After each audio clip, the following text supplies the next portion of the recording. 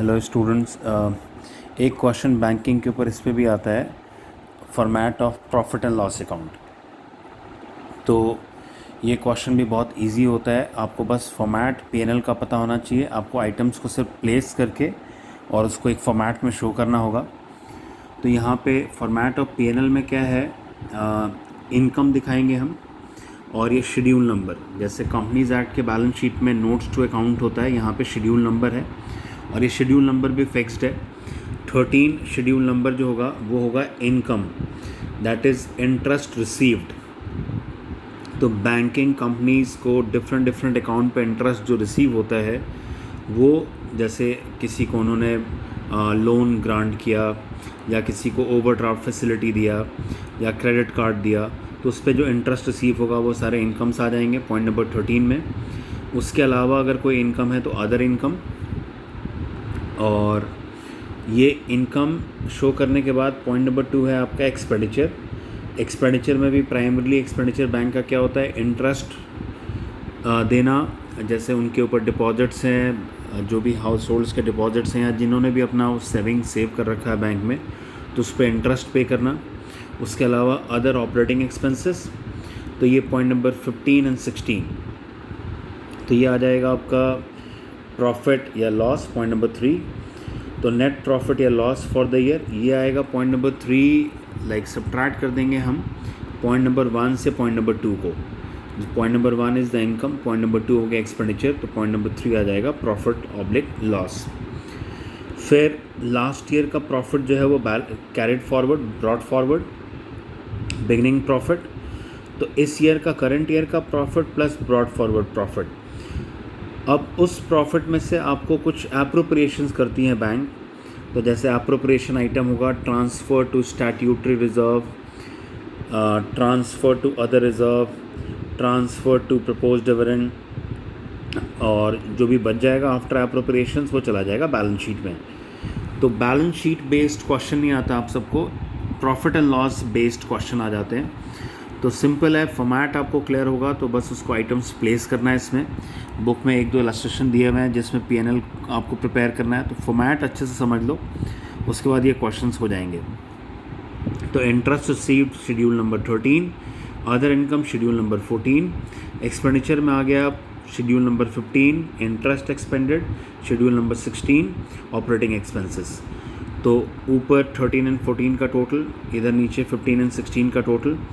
Point number 1 और point number 2 expenditure को subtract करके नेट प्रॉफिट आ गया। ब्रॉड फॉरवर्ड प्रॉफिट, अगर पहले का प्रॉफिट कोई बिगिनिंग प्रॉफिट दिया वो लिखोगे। फिर एप्रोप्रिएशंस, तो एप्रोप्रिएशंस में याद रखो ट्रांसफ़र टू स्टैट्यूटरी रिजर्व। तो स्टैट्यूटरी रिजर्व में जो आप ट्रांसफ़र करेंगे वो एट प्रेजेंट रेट क्या है, 25%। 25% ऑफ करंट ईयर प्रॉफिट आपको स्टैट्यूटरी रिजर्व में ट्रांसफ़र करना है।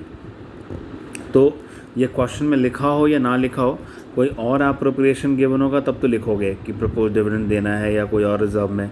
लेकिन अगर नहीं लिखा होगा तो स्टैट्यूटरी रिजर्व में ज़रूर प्रोवाइड करोगे। वो कितना प्रोवाइड करना है, करंट ईयर प्रॉफिट का 25%। फिर जो प्रॉफिट बच गया वो चला जाएगा आपके बैलेंस शीट में। अभी आ गया शेड्यूल नंबर 13 के डिटेल्स। इसको हम क्या कह रहे हैं, इंटरेस्ट अर्न। तो ये आपका interest oblique discount on advances या बिल्स।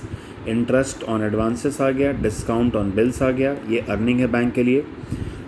ऑपरेटिंग इनकम है क्योंकि बैंकिंग कंपनीज़ है तो मेन प्रॉफिट इनका यही है, मेन रिसीट से ही है।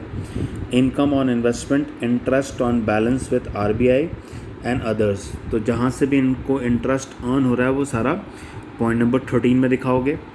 फॉर्मेट क्या है, current year and previous year. तो current year and previous year, ऊपर पीएनएल में भी आपका यही फॉर्मेट है, current year and previous year. फिर नेक्स्ट पॉइंट है आपका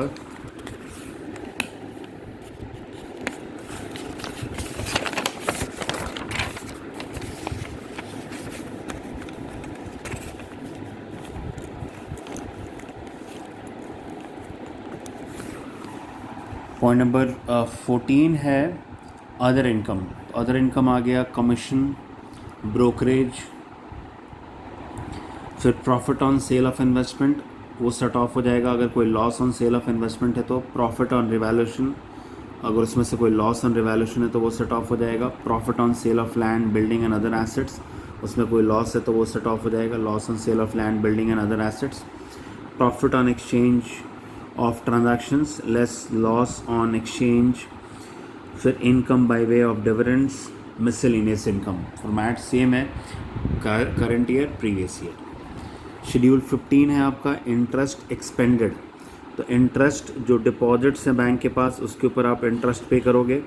इंटरेस्ट ऑन आरबीआई डिपॉजिट्स, अगर जो भी आरबीआई के पास आरबीआई ने अगर डिपॉजिट किया हुआ आपके बैंक के पास तो उसके ऊपर इंटरेस्ट दोगे। एंड अदर्स, तो ये बेसिकली इंटरेस्ट आउटफ्लो है।